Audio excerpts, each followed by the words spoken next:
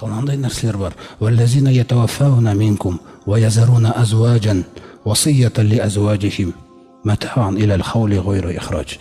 Сендердің біреулерің дүниеден озып кетсеңдер, Бақара сүресінде айтады Алла. Сөйтіп артында әйелі қалып қойса, жесір. Енді жаңағы қайтыс болып кеткен мысалы күйеуінің туысқандары бар ғой, жаңағы үйде тұратын.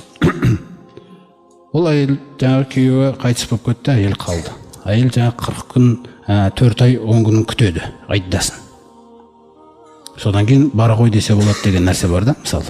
Сонда қараңыз, сол күйеуі сендерден біреулерің қайтыс болып кетіп, артында әйелі қалса, онда өсиет айтамын дейді, Алла тағала айтады.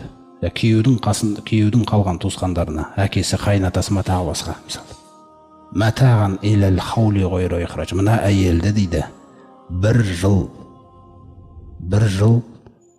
жаңағы қамтамасыз етіңдер дейді. Шығарушы болмаңдар. Қараңыздар. Жаңағы күйеумен ғана байланысты бір нәрсе болып қалмасын. Көрдіңіз ғой. Оның қадірін біліңдер деп жатыр. Ананы бір жыл бер дейді, анаған ақшаны құй дейді әлі. Біздің ойым қалай бұл? Қараңыз, Алла тағала қандай тақырыптарды қозғап отыр да. Фаин хорожна, сол бір жыл сіз күтіп жатқан кезде өзі мен шығайын деп жатырмын үйден десе, күндердің бір күні.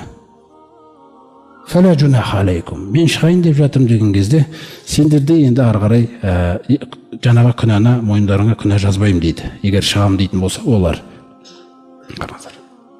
Фала жунаха алейкум фима фаална фи анфусихинна мин маъруф. Яғни басқа бір күйеуге шығам деп, өзіне қарап, жаңа несін нетіп, реттеп, киімдерін, нелерін түзеп дегендей жағдайлар жасап жатса, онда қоя беріңдер дейді қарай. Аллаху азизун хаким. Алланың өте күшті екендігін біліңдер дейді бұл жерде. Көрдіңіз ғой? Және дана екендігін Алла біледі. Сосын қараңыздар. Валил муталлақати. Ал енді біреу әйелін талақ беріп, әйелі болды талақ ажырасып кеткен болса, матаун бил маъруфи, оны да қамтамасыз етіп тұр дейді. Қараңыз қандай нәрсені айтып отыр Алла. Хаққун алал муттақин бил маъруфи. Шариғатқа сай оны да қамтамасыз етіп тұр дейді.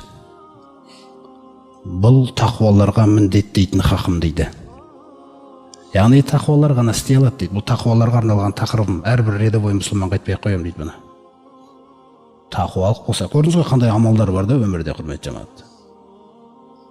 Сол тақуалықты Құранның форматында орындау керекпіз де біз. Өзіміз ойлап алғандай емес те мысалы.